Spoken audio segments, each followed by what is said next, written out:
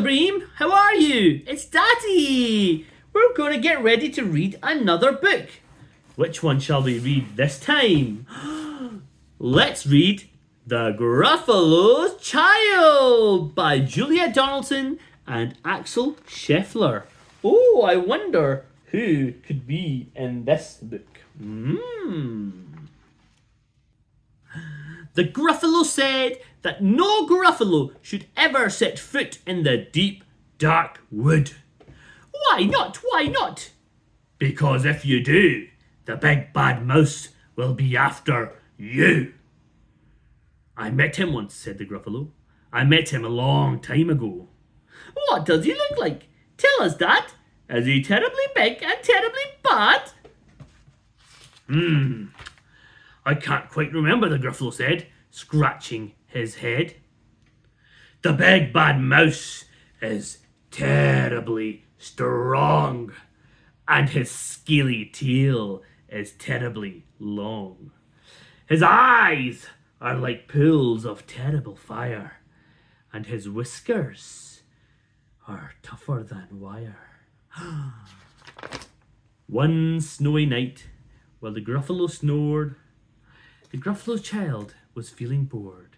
The Gruffalo child was feeling brave, so she tiptoed out of the Gruffalo cave. The snow fell fast, and the wind blew wild. Into the wood went the Gruffalo child. Aha!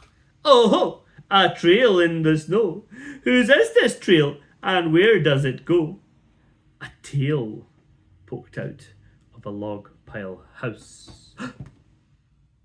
Could this be the tail of the big bad mouse?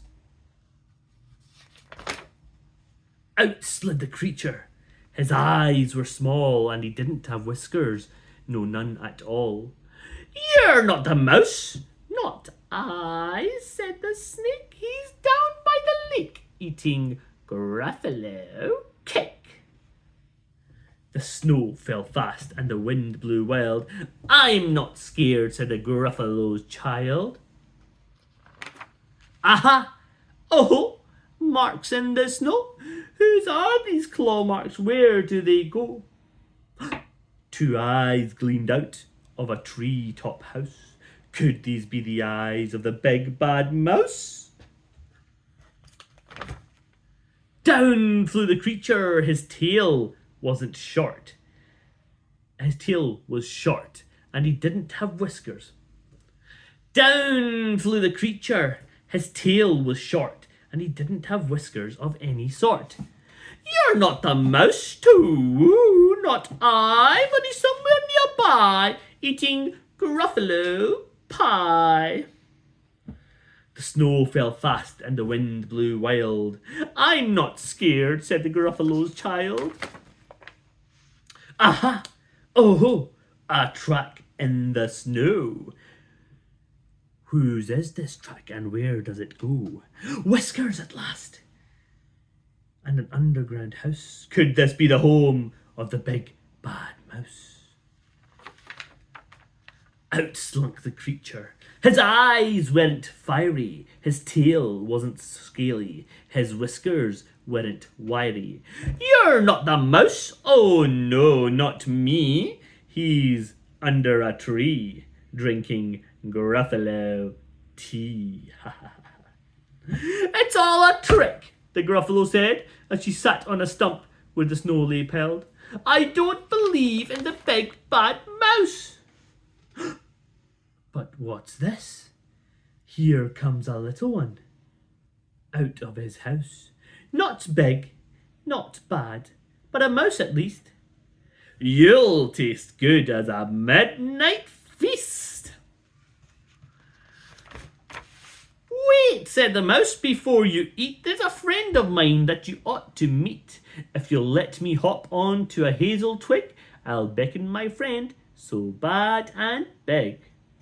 The Gruffalo child unclenched her fist. The big bad mouse, so he does exist. The mouse hopped on to a hazel tree. He beckoned, then said, just wait and see. Out came the moon. It was bright and round. A terrible shadow fell on the ground. Who is this creature so big, bad, and strong? His tail and his whiskers are terribly long. His ears are enormous, and over his shoulder he carries a nut as big as a boulder. Ah!